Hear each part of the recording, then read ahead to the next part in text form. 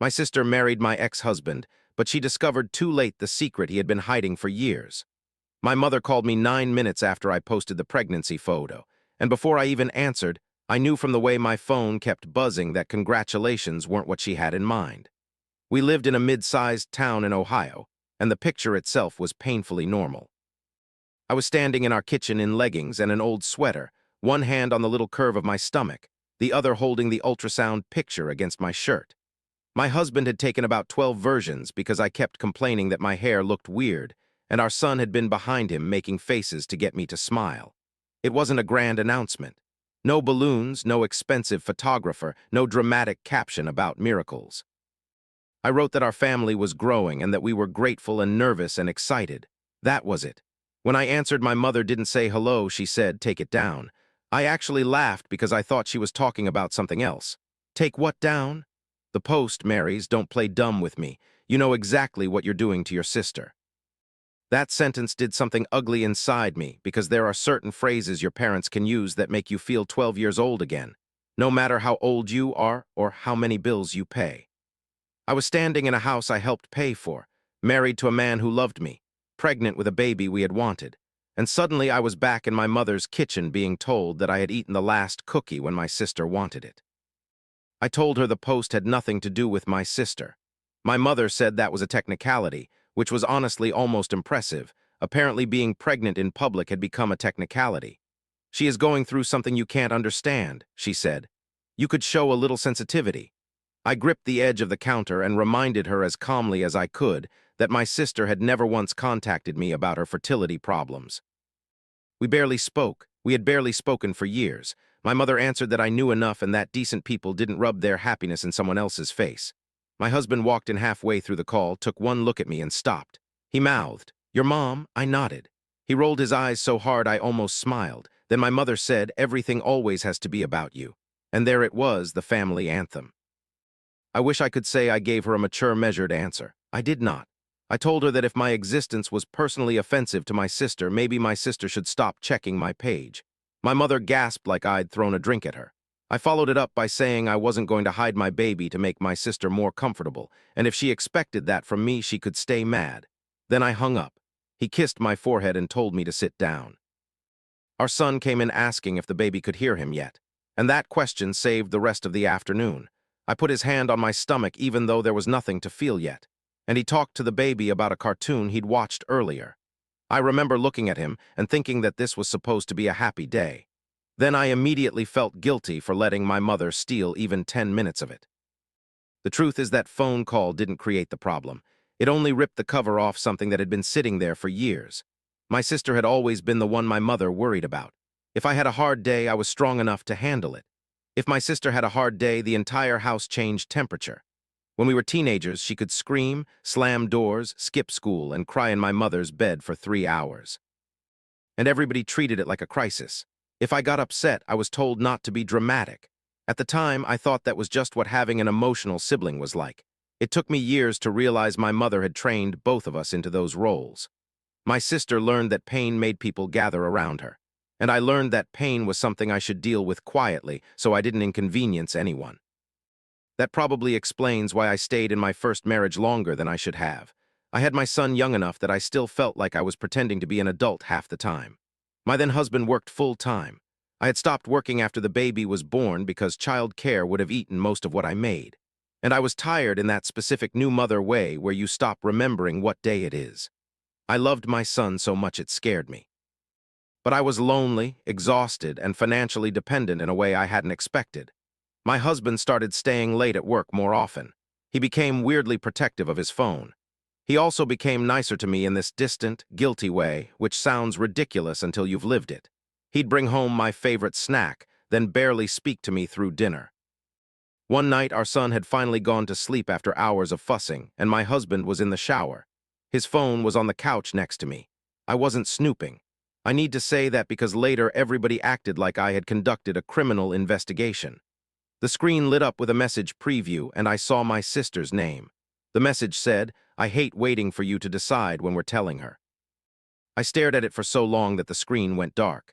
There are moments where your body figures something out before your brain does. My face got hot. My stomach dropped. I could hear the shower running down the hall, and I remember thinking very stupidly that I should put the phone back exactly where it had been so he wouldn't know I'd seen anything. Then another message came through. You said after the baby things would be different. That was when I opened the thread. There were months of messages, not every day, not constant, but enough. Affectionate little jokes, complaints about me, plans to meet. One conversation where she asked if he still loved me, and he said he cared about me because I was the mother of his child. Another where she wrote that she was tired of being treated like a secret. There were messages from when I was still pregnant. That part still makes me feel sick if I think about it too long. He came out of the shower with a towel around his waist and found me sitting on the couch holding his phone. He didn't even ask what I was doing. He looked at my face, then at the phone, and sat down in the chair across from me. How long? I asked. He rubbed both hands over his face. Mari's, how long? He told me it had started emotionally before it became physical, which is one of those explanations people give because they think adding stages makes betrayal sound organized and therefore less awful. He said he never meant for it to happen. He said he had been unhappy. He said my sister understood him. Then, because apparently the night wasn't bad enough, he said he was sorry I found out this way, not sorry he did it. Sorry I found out badly. I remember laughing, not because anything was funny, but because sometimes your brain pulls the wrong lever. I asked him whether there was a preferred method for discovering your husband was sleeping with your sister. Maybe there was a greeting card for it. He got angry then, which was almost a relief because guilt had made him too calm. He said I was twisting his words. I said his words didn't need help. Our son started crying in the next room, and both of us froze. That sound snapped me out of the argument. I stood up, handed him his phone, and went to get the baby. I held my son in the dark nursery and cried into the top of his little head as quietly as I could. He smelled like baby shampoo and warm milk. That moment is burned into me more clearly than the actual confrontation. I called my sister the next morning after my husband had left to stay somewhere else. She cried before I even finished asking the question. She said she loved him. She said they hadn't planned it. She said she had tried to stay away. She said feelings didn't follow rules. I told her sleeping with your sister's husband wasn't a feeling. She cried harder. Then my mother called. To this day, I don't know whether my sister called her first or my husband did. But somehow my mother already had a full explanation ready. She told me my sister was devastated too. She said nobody had wanted to hurt me. She said my marriage had obviously been struggling and that I needed to stop acting as if my sister had single-handedly destroyed a perfect home. I hadn't said my marriage was perfect. I had said my sister slept with my husband. Those aren't the same sentence. I asked my mother whether she was seriously defending her. My mother said she was trying to be fair to everyone. That was the day I finally understood that in my family, fair meant making sure my sister never had to carry the full weight of what she'd done. I didn't throw clothes out a window or slash tires or do anything satisfying enough for a dramatic story. I found a lawyer because I had a child and no income, and I was terrified. I cried in the lawyer's office so hard the woman had to stop and hand me tissues. Then I apologized for crying, which tells you everything about who I was back then. My husband agreed to the divorce faster than I expected. He wanted to look reasonable. He agreed that our son would live mainly with me, that he would have regular visits, and that he would pay support. He didn't fight me over furniture or the car. At the time, I thought maybe guilt had made him generous. Later, I realized he mostly wanted the process finished so he could move on. 2 months after the divorce was finalized, he married my sister. 2 months. My mother went to the ceremony. She didn't just go, she helped. I found that out because an aunt called me afterward, furious on my behalf, and then immediately regretted telling me because I went completely silent. My mother later defended herself by saying she couldn't abandon one daughter to prove loyalty to another. I asked why she had no problem abandoning me emotionally when my marriage blew up. She told me I was being cruel. I stopped answering her calls for a while. That first year after the divorce wasn't some empowering montage where I found myself and bought cute furniture. It was mostly cheap groceries, job applications, daycare schedules, and crying in my car because I couldn't afford to cry anywhere my son could see me. I found an administrative job at a small medical office. It was boring in the most wonderful way. The pay was modest, the benefits were decent, and my manager didn't care about my personal life as long as I showed up on time and did my work. I needed boring. Boring felt safe. My ex paid support on time, which I will give him. He also maintained a very polished version of fatherhood. He showed up enough to claim he was involved, but not enough that our son ever knew whether plans were actually going to happen. He would confirm a Saturday visit and then cancel Friday night. He would promise a zoo trip and change it to dinner because something came up. He remembered birthdays but missed ordinary days. And ordinary days are where children actually live. I tried not to speak badly about him. Some days that made me feel mature. Other days it made me feel like I was swallowing nails. About a year after the divorce, I met the man who was now my husband at work. He wasn't a doctor or some mysterious wealthy stranger who rescued me. He worked in the billing department for a company our office used, and he came in during a software transition because half of us couldn't figure out why claims were disappearing. Our first conversation was about missing paperwork. Very romantic. He had this calm way of explaining things without making people feel stupid. I liked him immediately, which scared me enough that I avoided him for 2 weeks. When he finally asked if I wanted coffee after work, I almost said no. Then I thought about how tired I was of letting the worst thing that had happened to me decide everything that happened afterward. So I said yes. I told him about my son on the first date. I told him about the divorce on the second. I told him who my ex had married on the third because I kept waiting for the normal moment to say, by the way, my former husband is now married to my sister. And there is no normal moment for that sentence. He never pushed his way into my son's life. That mattered more than I can explain. He showed up. He learned what snacks my son liked. He sat on the floor and built ridiculous block towers. He came to school events when I invited him, and he never acted offended when my son talked about his biological father. He just kept being there. We dated for a few years before we got married. By then, my son was old enough to understand that my husband wasn't replacing anyone, but he was part of our home. My ex's visits had become less reliable.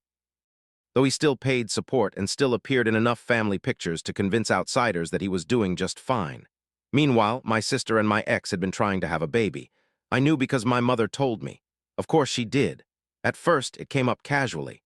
Then it became the subject of every family conversation I accidentally got dragged into.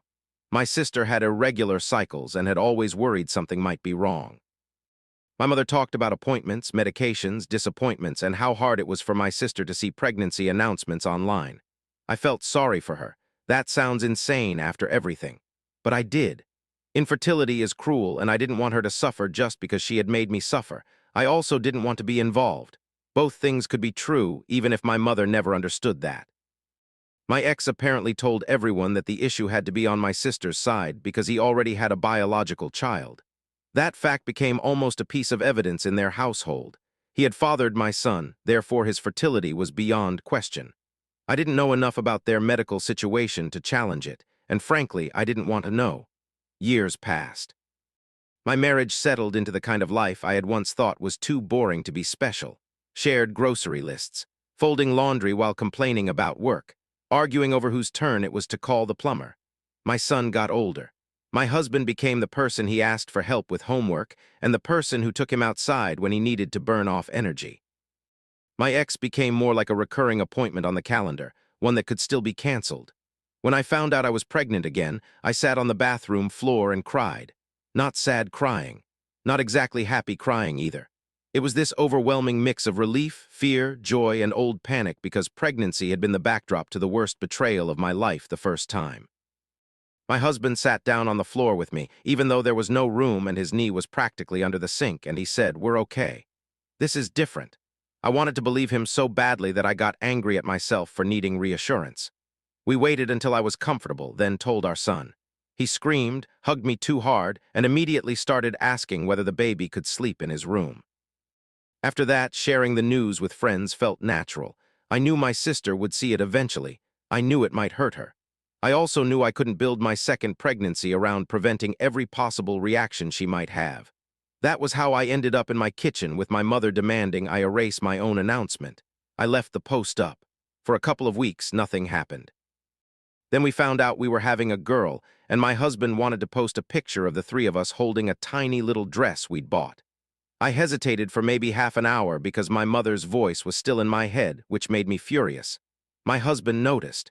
"You don't have to post anything," he said, "but don't not post because you're scared of your mother." That irritated me because he was right, and I hate when someone is right while I'm trying to be conflicted. So I posted it. My mother commented within an hour.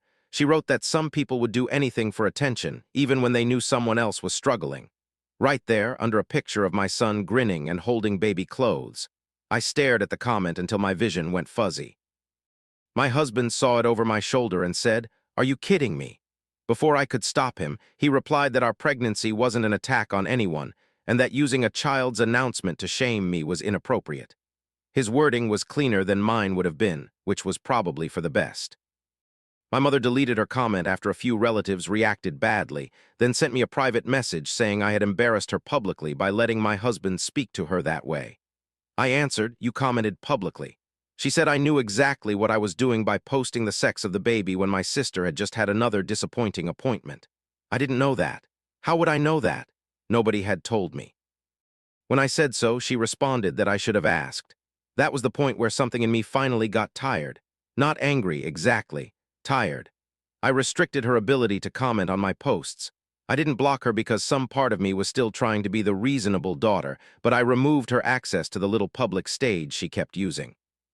By the time our daughter was born, I had lowered my expectations enough that I told myself I didn't care whether my mother reached out. I did care, obviously. Saying you don't care is sometimes just a cheaper way of admitting you don't want to be disappointed. Labor was long, uncomfortable, and extremely unglamorous. When they finally put my daughter on my chest, she was red and furious and perfect. My husband cried harder than I did. My son came to the hospital later wearing a shirt he had picked out himself because he said he needed to look professional when meeting his sister. It had a crooked collar and a stain near the bottom. I nearly lost it when I saw him.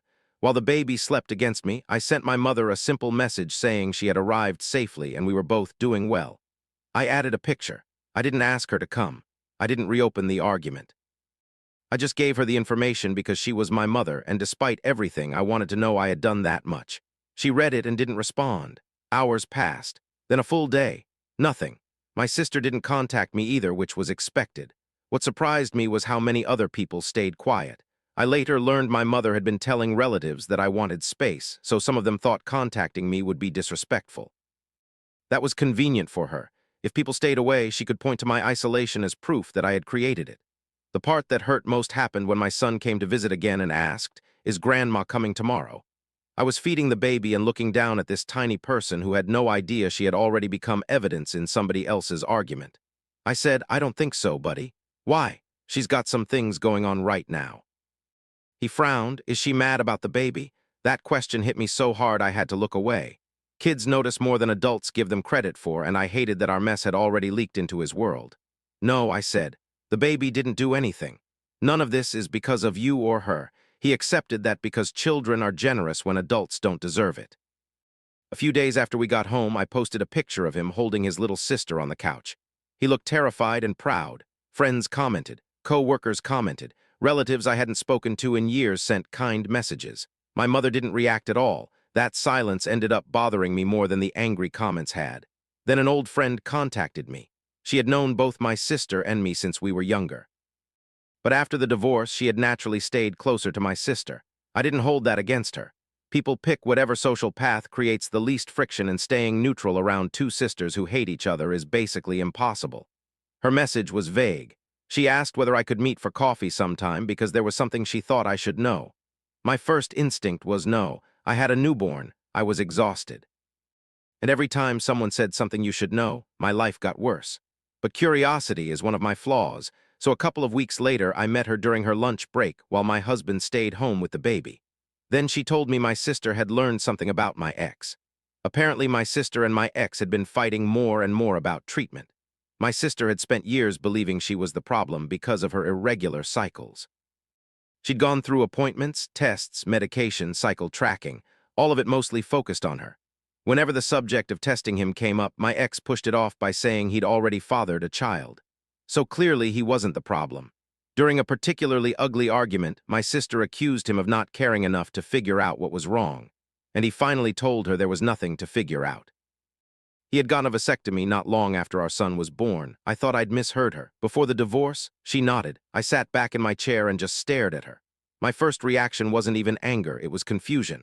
My ex had never told me. We had talked about maybe having another child someday. Not immediately, because I had been exhausted and overwhelmed, but someday. Apparently, while I was recovering from childbirth and trying to figure out how to be a mother, he had quietly decided there would never be another baby with me and had never thought I deserved to know. Then he left me for my sister and let her spend years believing her body was failing her. I asked why he had done it, and my friend said my sister told her he had panicked after becoming a father. He felt trapped, overwhelmed, and absolutely certain he never wanted another child. He hadn't told me because he knew I might leave if I found out. He didn't tell my sister either because he knew having children mattered to her, and he was afraid she'd leave if she knew the truth. There it was, not a mastermind plan, just cowardice stacked on top of cowardice until it became somebody else's life. How long has she known? I asked. A few weeks. And my mother knows. My friend looked down. Of course she knew. I laughed once, quietly, because if I hadn't laughed, I might have screamed in a coffee shop. My mother had spent months accusing me of tormenting my sister just for being pregnant. And now that she knew the truth about the vasectomy, she still hadn't corrected a single thing she'd said about me. "Why are you telling me?" I asked. She said she'd gone back and forth about it, but she couldn't stand watching the entire family frame me as cruel when the situation was so much more complicated. My sister had told her in confidence, and she knew she was technically breaking that confidence. She looked genuinely guilty. I told her I wasn't sure whether to thank her or wish she hadn't told me. "That's fair," she said. On the drive home, I cried so hard I had to pull into a parking lot. It wasn't because I suddenly wanted revenge. I wasn't even sure who I was crying for, myself maybe. Because the vasectomy meant my first marriage had contained one more secret than I'd known. My sister, partly, which irritated me because I didn't want to feel sorry for her, even my ex in the smallest possible way. Because I could imagine being terrified after becoming a parent and making a permanent decision out of panic. But I couldn't imagine was lying about it for years while somebody you claimed to love blamed herself.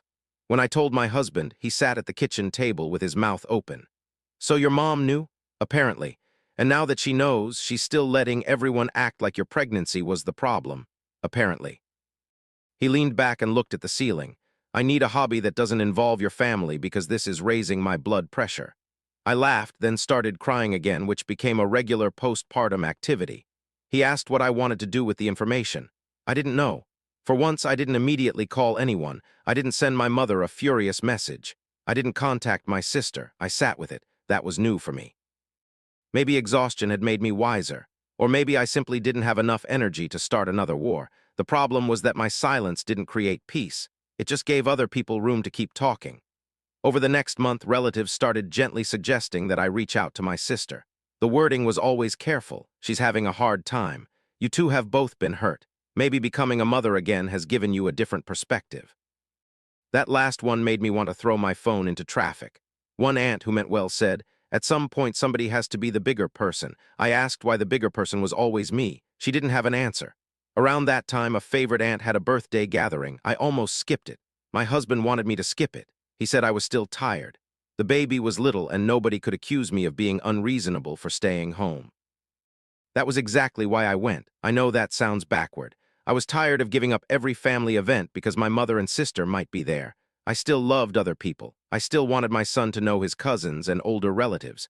I didn't want two people to become the gatekeepers of an entire family, so we went for a couple of hours. The second we walked in, 3 conversations visibly changed subject. It was almost funny. My sister was across the room with my mother, and when she saw me, her face went stiff. She didn't come over. I didn't either. Then my sister made a comment near enough for me to hear about how some people get everything they want and still act wounded. I ignored it. A few minutes later, she said something about how easy it must be to have a perfect little family when other people are rebuilding their lives. My mother didn't tell her to stop. She just gave that tiny, sympathetic nod she always gave her.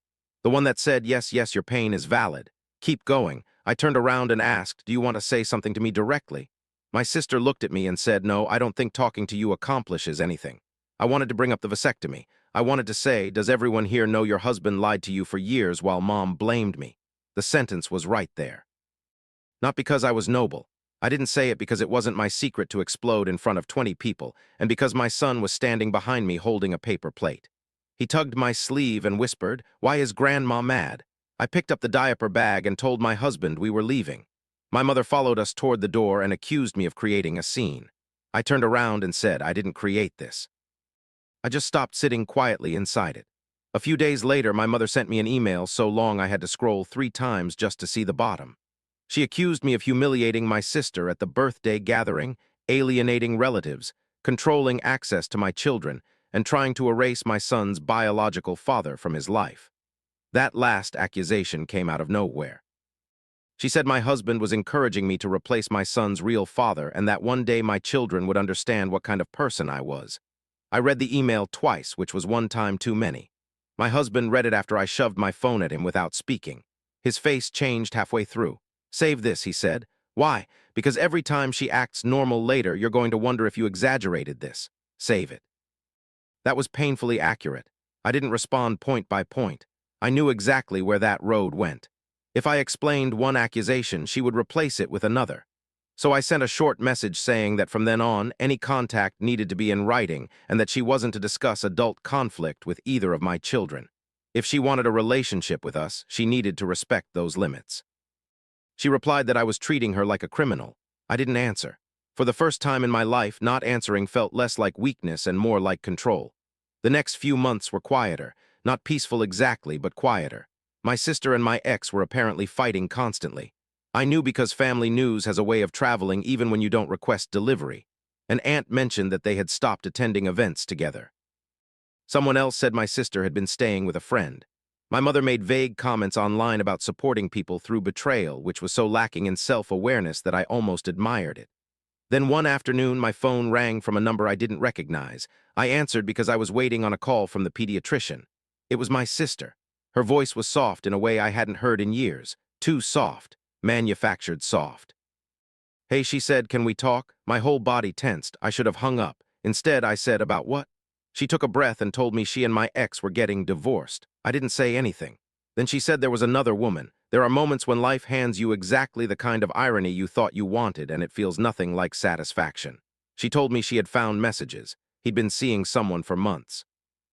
He had used the same excuses with her that he had used with me. Working late, needing space, feeling misunderstood. Her voice cracked when she said, "I know you're probably happy about this." I wasn't. I wasn't sad for her the way a loving sister would have been, but I wasn't happy. Mostly I felt tired. "I'm not happy," I said. She started crying. She said she finally understood what it must have felt like for me.